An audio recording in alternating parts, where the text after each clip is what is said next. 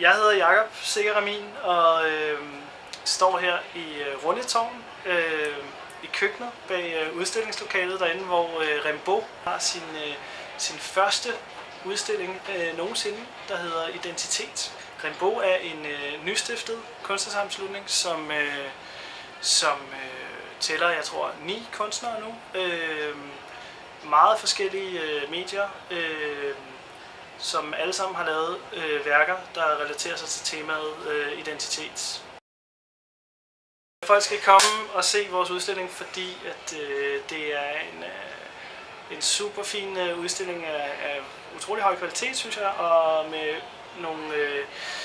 nogle folk og nogle medier, som man måske ikke normalt ser repræsenteret så stærkt i samtidskunsten.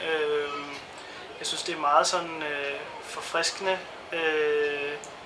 og jeg er virkelig sådan positivt overrasket. Det er jo selv noget nyt for mig, det her Rimbaud. Jeg synes virkelig, at alle folk har leveret rigtig godt, og det er en meget fin udstilling.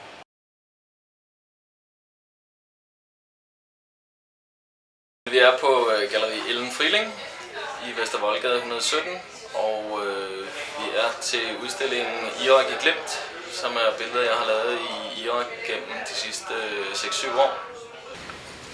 Er det vældigt at blive politimand og sådan noget, fordi man hører jo om, hvordan de bliver skudt og deres kaserner bliver ødelagt. Ja. Altså, hvordan får man folk til at melde sig?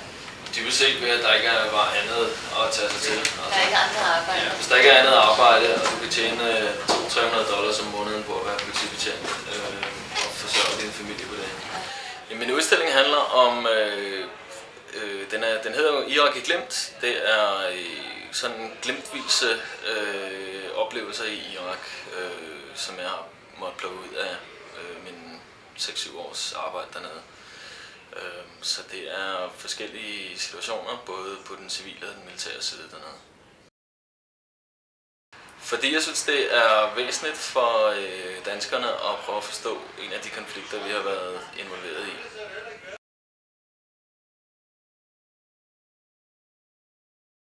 Jeg hedder Maj-Britt, og jeg er indehaver af CMYK Kld, som er en lille galleributik i Jægersborggade. Først er blandt andet kikkassen, som viser forskellige animationer, og de skifter hver måned. Derudover er der printfabrikken, som er det største koncept hernede, hvor 50 kunstnere er involveret. Og der printer vi simpelthen små plakater i A4-formatet, som man kan købe med de her kunstnere. Og i dag så har vi så vernisering, og det er 3 piger fra et lille tegnestue, der udstiller.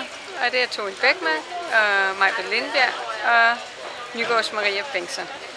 I den her udstilling er der sat fokus på stregen. Det er blæk og blyant, så det er feminin og råt.